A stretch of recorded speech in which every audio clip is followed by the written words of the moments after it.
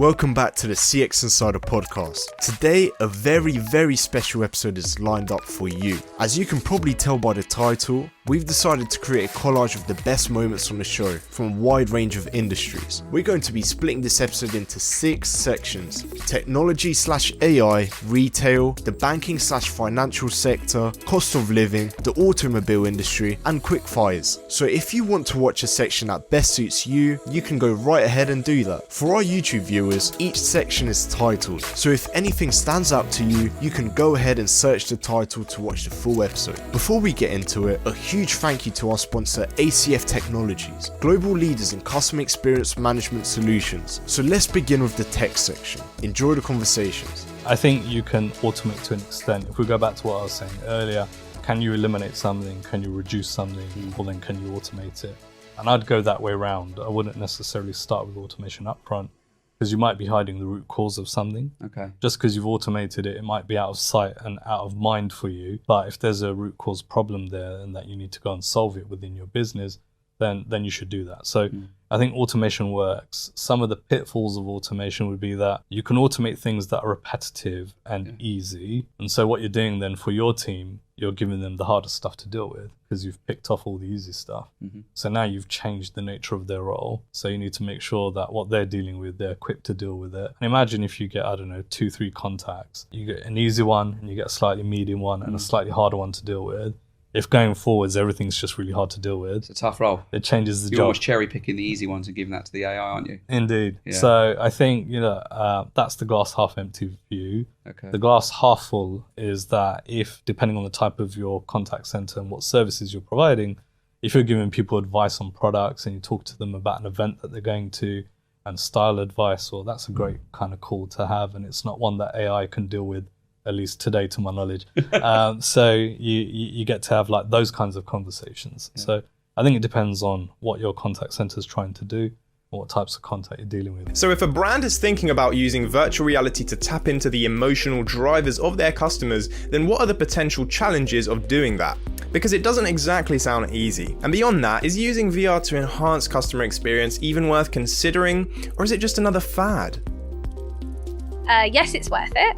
It's a whole new world. It's like the Wild West currently in the virtual world, and that's going to have to be regulated. I think there are some big factors, not even necessarily ethical, but just social interactions, that we have rules that govern our social interactions and our social spaces when we're in person that we haven't yet learned in a virtual world.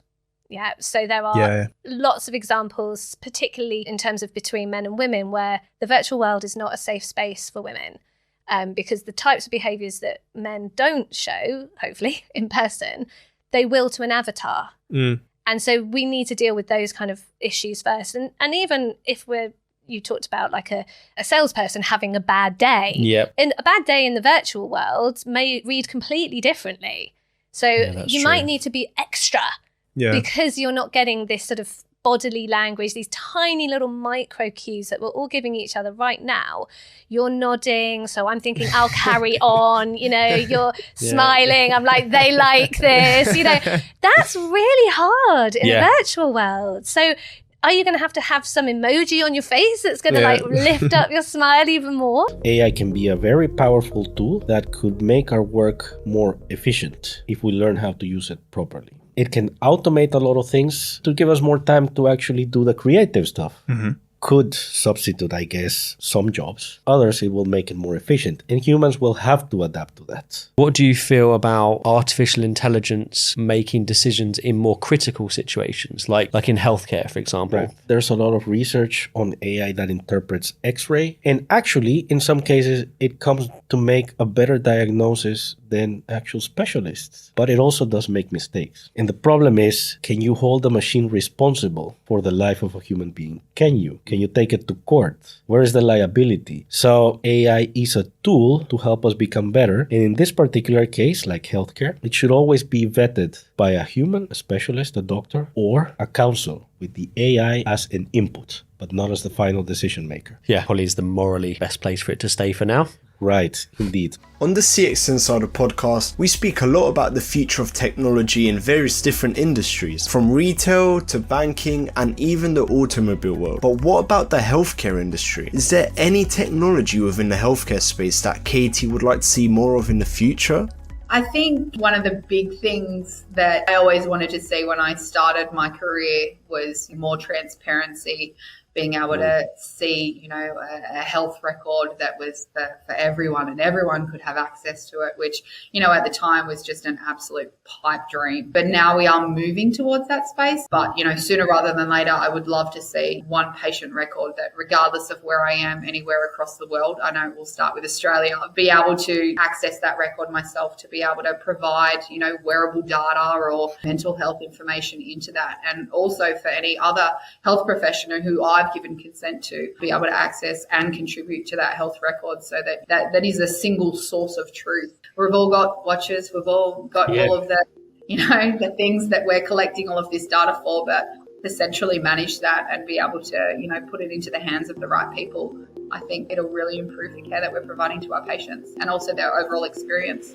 This section will be split into two parts. The first will be all about the financial/banking sector, and the second will be about the cost of living, with our guests talking about how it impacts customer behavior and how companies are tackling this crisis. Is there any one initiative or thing that you've done at HSBC, in particular with the employees, that you're either proud of or is going well, or maybe not well, but whatever you want to share? Is there anything that stands out? So one of the recent pieces of work that we have developed within our team was to bring that brand promise to life through a brand narrative and a campaign. So we developed last year a brand narrative, a brand platform that it was called Open Questions. We are very proud of that work because it was very extensively tested with our customers around the globe. Okay. But it's also quite an interesting creative narrative because open questions are generally thought-provoking. People love to be answering questions, asked questions. It means that it's a dialogue, it's a two-way conversation with people that are listening to us. And because we are in a world with, increasing levels of uncertainty, questions are everywhere and not everyone has, is able to answer those. But I think it's about asking questions. That's where the power of questions lie. So we've developed, a really beautiful creative route, and we launched it in firstly in our airports. So it's live in some of our major hubs, such as Hong Kong, UK, Singapore, China. So you will see it in jet bridges if you travel. And it's basically a super priming campaign, which means that it's to really raise people's awareness of HSBC, but it's also to really attract their attention, to really grab their view whilst they're traveling. The questions are from across our 4 strategic pillars. So they're about international connectivity, they are about legacy, about wealth, they're about diversity and inclusion, they're about human connections, they're about digitization, but especially kind of technology trends such as, the increasing power of AI.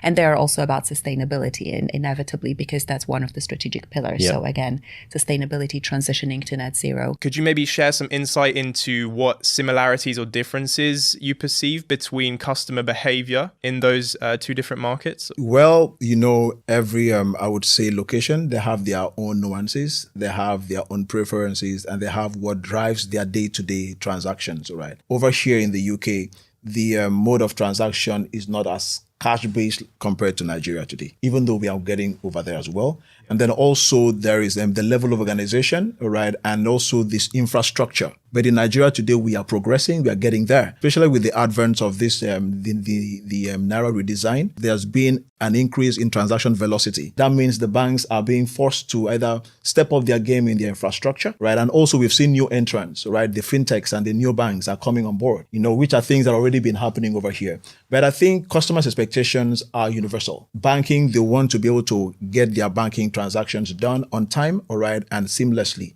So I think that is basic. But however, you could have the changes because of the economies. There are different economies. The level of growth might be different. The organizations in those economies should be able to domesticate their customer experience to meet the needs of their customers. You meet them where they are. Years ago, when I was developing the complaints management process, I actually learned from one of the big banks here in the UK, right? I understudied their process and I was able to adapt it, domesticate it that meets the needs of the Nigerian banking space. Right, then adopt same. Customers' behaviors are actually impacted based on the environment, right? What's going on, what is happening around the economy, and a lot of other things. The branch will not disappear. In the next coming years, the branch is to remain, okay? Because it is offering value to some part of the population, and it will keep doing that.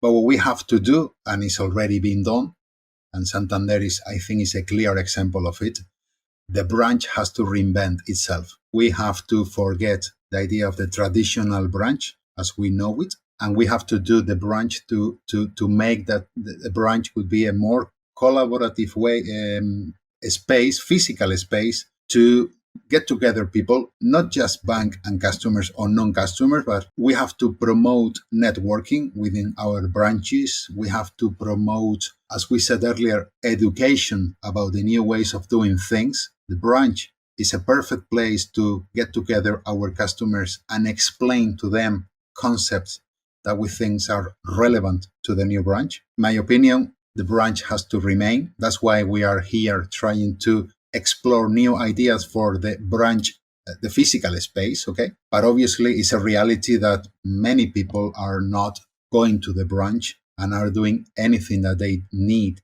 using different channels, okay? But the branch is another channel. We have to give him value and we have to fight for it. Open banking came about largely due to complaints that were made to CMA around the lack of access to banking information from third parties. And this was around about things like account switching. So a new startup bank starts up, but all of the banking details and information and data are available at a different bank for that customer. How do they get access so that they can then leverage that to support a customer and enhance their services? That's kind of how it started. It evolved over time and combined a little bit with a European-wide initiative, PSD2. And what we ended up with in the UK is a CMA-led initiative to open up banks' data for customers, and that's called Account Information Service Provided. Mm-hmm. Yep. And then also payments to allow third parties to make payments on behalf of users, so payment information. But what we now have available is APIs that have been set up by the banks that allow third parties to be able to go and make payments with the consent of a customer and also to get their information for a period of time and use that information to provide services. When we decided that we'd use open banking, that meant that we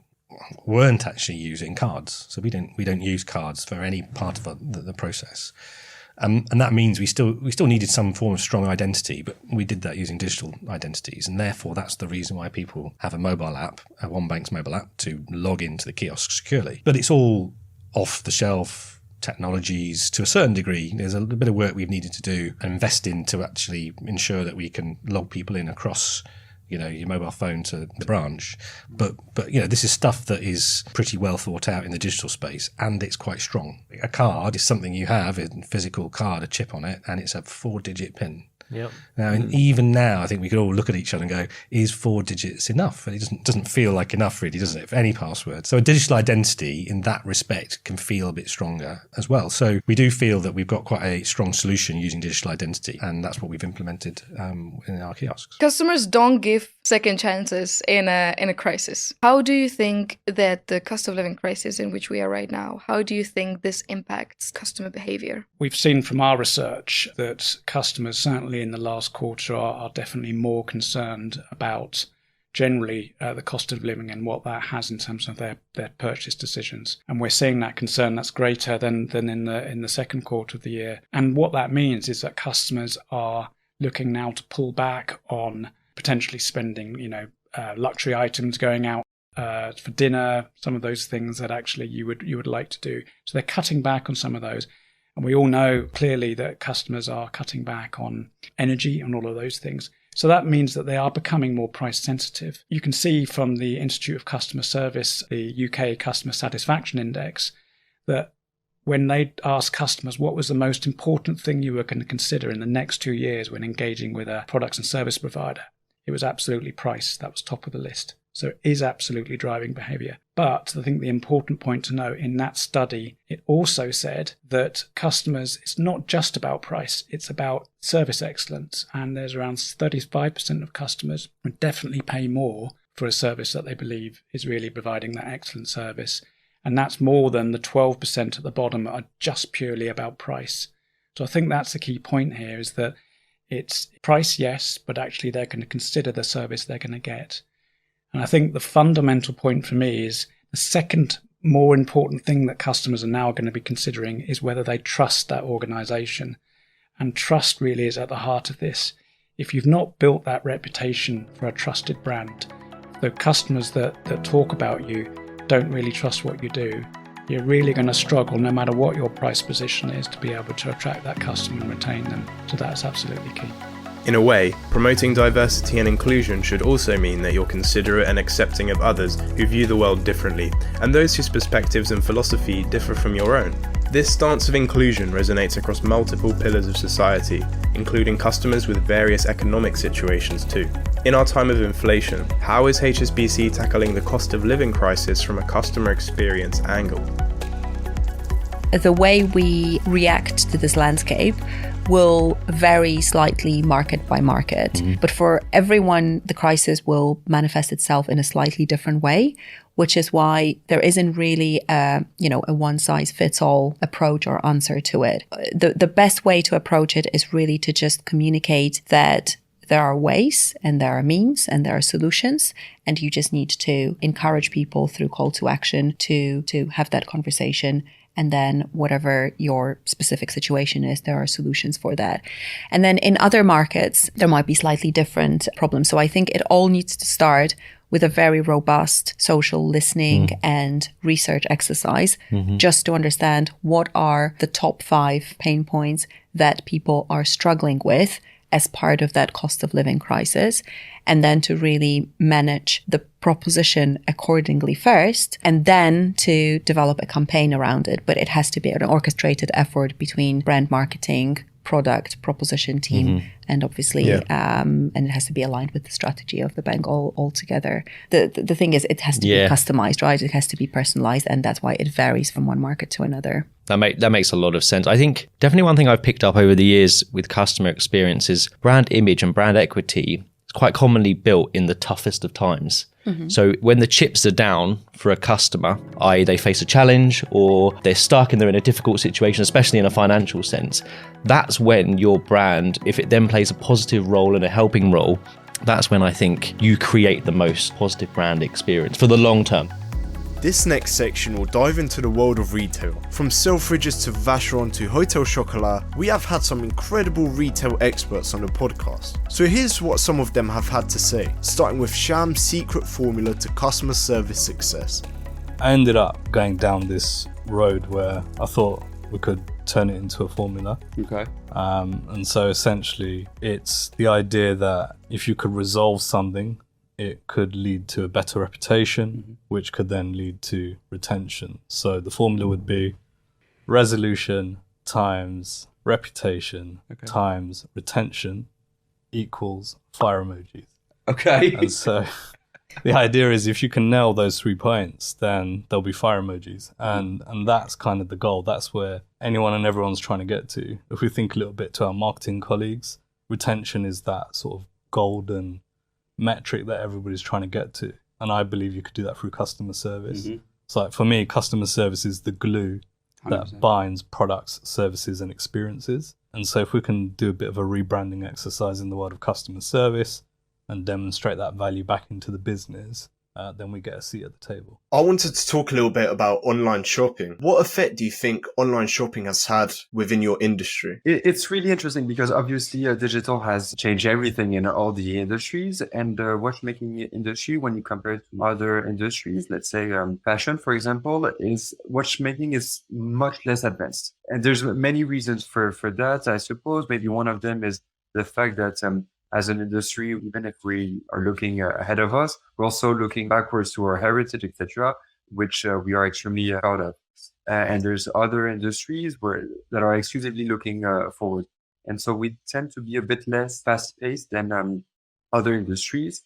And so we've been quite late at adopting e-commerce and digital overall. Most of the brands, especially the higher-end brands, are not selling online yet. I believe personally that this is almost a mistake, if I may, in the sense that Whether we like it or not, extremely high-end watches are already traded online. Most of the bids are actually either coming over the phone or over internet. And so this is how customers are shopping watches and pretty much anything. And so, yes, I believe it's just a trend that people are living, and us as an industry, but pretty much anyone. And even also, I would say, when you're evolving in the luxury industry, your goal and your purpose is to serve your customers. And so if your customers are willing to purchase online, then so be it. Then my job will be to facilitate that. A Hotel Chocolat sounds like it's incredibly important to people. And you're right, in retail, it's about people. You've got a store, that's who people remember, isn't it? Customers remember those people. How do you recruit for that? Because I also spent 10 years in retail and I was a branch manager and all that kind of stuff. And I remember at the time, recruitment process was pretty awful, to be honest. It was like, oh, can they work weekends? And that was it. Yeah, what do they look like? Can they work weekends? Can they use a till almost? But that doesn't necessarily create a great customer experience. What do you guys do? Is there any kind of secret to that we should all be thinking about? It's a really good question because it's a challenge that retailers really grapple with. And I think various retailers have tried different things to various degrees of success. Pret's probably the most famous one, where they get people to actually work in the store and then the colleagues decide whether they get a job or not. Really? Yeah. I did not know that. Yeah, which I think is brilliant, right? That's amazing, yeah. Because you all know you only need one person that doesn't quite fit and the whole energy of like that a poison store. pill almost, just like brings it all down. Yeah, you're right. So they actually kind of shortlist people. Clearly there's competency interviews and things, but then when they've got their shortlist, they go and work in a store and then the colleagues go, yeah, we want to hire him, or we don't want him on the team. Shift. Yeah, that's a brilliant idea. I didn't even know that existed. And actually I picked this up from a retailer I was working with in Holland, in the Netherlands. Think about the store as your house, your home. So when someone steps over the threshold of the shop front, they're coming into your home. You know, would you ignore someone coming into your home? Of course you wouldn't. You'd go and greet them and say hello. You'd want to make them feel comfortable. And for me, that's what you want in a store environment.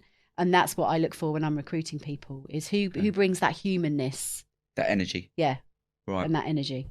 Do you have any ideas or thoughts that you've had specifically in retail, how everyday integration with ChatGPT could elevate the retail experience for both employees and customers? I think the first one is about what comes to my mind when you were talking, it's about the service for online, because the biggest pain point that we see on the online experience is lack of human touch. And this I wanted to mention, that it will always be there. And we as people are starving for the interactions. And I would say that for online is missing, and I would say I see it's implemented in every website in the future as even in a form of the person talking to me, where I can ask the question, discuss, have some doubts, and even challenge a little bit the product. And I see that usage of it with the real-time database would be amazing to understand the product features, the allergens, everything that is connected with the fears that customers might have and the pain point that we need to solve. For instance, imagine that you lost your parcel you've ordered. And normally it's nice because you wanted to ask. Nobody's answered the call.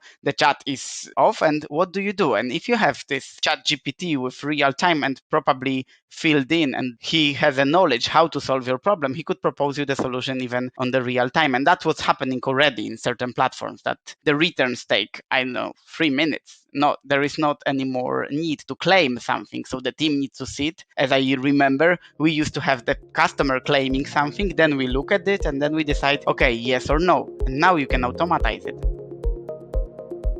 And finally, this is our section all about the automobile industry, talking about the general public's consensus, the regulations set in place and the future of the industry, starting with Dr. Clare Mutzenich and the Seventh Sense Driving the Future study. One of the things that we've found year on year, and like you say, we're just about to start a new wave, is that the general public don't really want automated solutions. They want to own a car for a start. Even Gen Z, that you think would be particularly, loving technology, digital natives, they want to own a car. They still see themselves driving, and they don't want to relinquish, the opportunity to have their own car. Generationally, we have similar attitudes that range from being really scared, very skeptical, to absolutely love it, sign me up for my, autonomous utopia. When I started my PhD in 2018, they were saying that we'd have fully automated cars on the roads by 2025. And by the time I'd been doing it a year, it was like, ooh, 2030. And then by the time I finished, it was like 2050. And now it's still like the jury's out, but unless you're in San Francisco, in which case they are on the road. Just recently they had cones on the bonnets, like pedestrians were putting cones on the bonnets and they couldn't go. Oh, really? Yeah, so it's like obviously it's like it's an object, it's a solid object. Is it fair to say though that there is without a doubt a change happening in automotive industry? For sure. I mean, just look at the change basically in the customer behavior. There is now way more people financing or renting or sharing cars than before. I mean, think a few years back, who would have shared his car or her? I know. That's mine. I know most of the day it's just standing out there because I'm in the office, but it's mine. I'm not sharing. And now you're having... You might move by seat. Yeah. But that's really changing. And simply our approach to mobility or to mobility services is, from my point of view, changing. But once again, this is a very personal view. I mean, who would at some point in the past agreed by you purchasing a vehicle and someone like the manufacturer can turn on and off certain services in my car? Outrageous. Yes. And now it's like, oh yeah, for sure.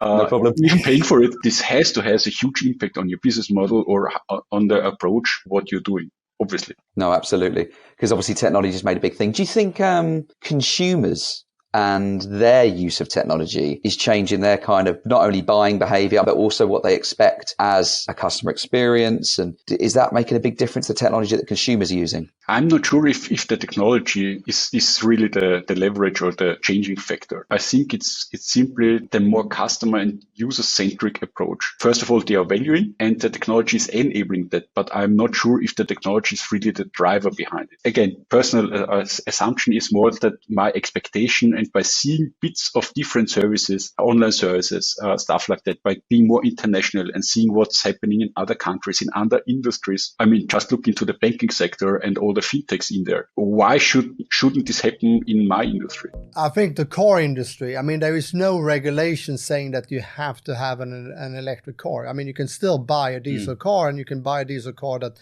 meets the regulations. But the public opinion has swung completely over towards electrification. So even if, I mean, there are incentives in many countries to do this, but you see that shift has already happened. Yeah.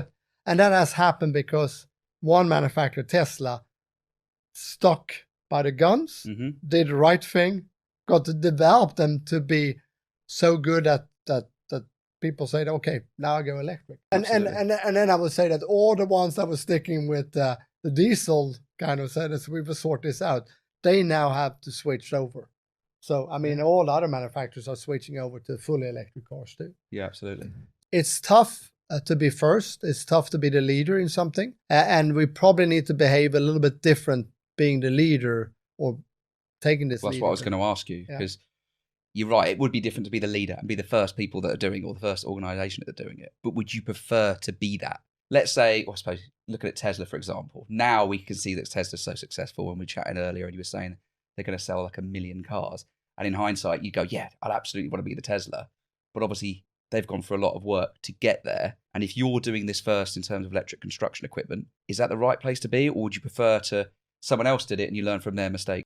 I think being first for Volvo fits Volvo very well. I think being first for some of the other brands doesn't fit them, and it will be a bigger challenge.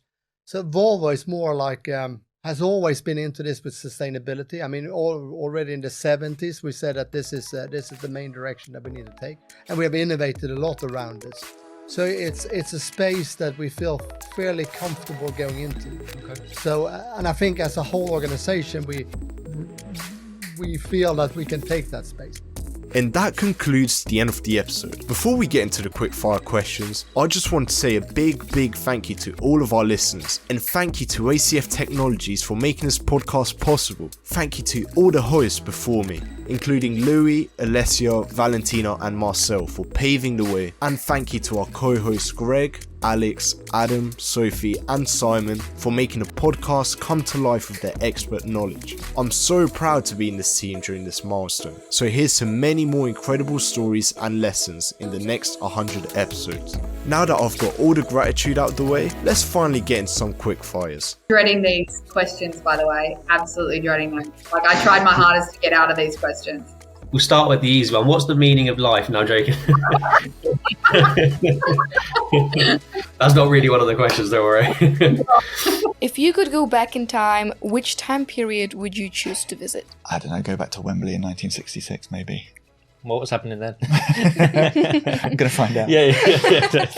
What advice would you give to someone looking to start a career in marketing? Farming is far better. Farming is better. Farming. How many kids do you have? Two. And how old are they? They are both 8 because twins, you know. I'm highly efficient. I have a feeling that all of a sudden when you said chocolate gives you a feeling of escapism, like it's all of a sudden it became cloudy and like there was like more shadow and more light here, like chocolate. What scares you? What scares me? I think sometimes myself, honestly. Interesting answer. If you could interview anyone dead or alive, who would that be and why? I'd like to interview Genghis Khan. Okay. Why was he such a cruel... I don't know, yeah.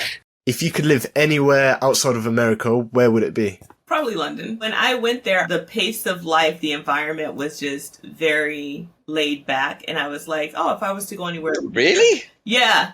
I was 2011. I mean, I'm talking about a long time ago, but it was so chill. Real Madrid, Atletico Madrid, or other? Real Madrid. Other. Who is the other? I'm a Barcelona fan. And if I have to choose, obviously it would be Atletico Madrid. Yeah, that's the reason. They always have the same problem. They do not support a team. They are No. I support Barcelona. No, they are counter Real Madrid. It doesn't matter if Cadiz, Arsenal, Manchester United, it doesn't matter. What's your spirit animal? Panda? Kung Fu Panda or regular panda? Regular panda. Wrist check. Favourite thing to do just in your spare time? So I've started trying to make hay. Okay. This is a new endeavour that nobody thinks I'm going to keep going. But anyway, that's my new hobby, making That's brilliant. hay. Yeah, properly, literally making hay. Yeah. What's the plan with the hay? To sell it? No idea. Okay. Just want to do it. What is the best present you have ever received? Food.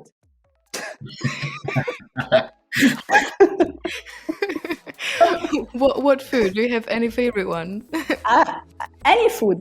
I'm okay with every types of food. What would be your superpower? To have the influence to change the minds of people, to go electric.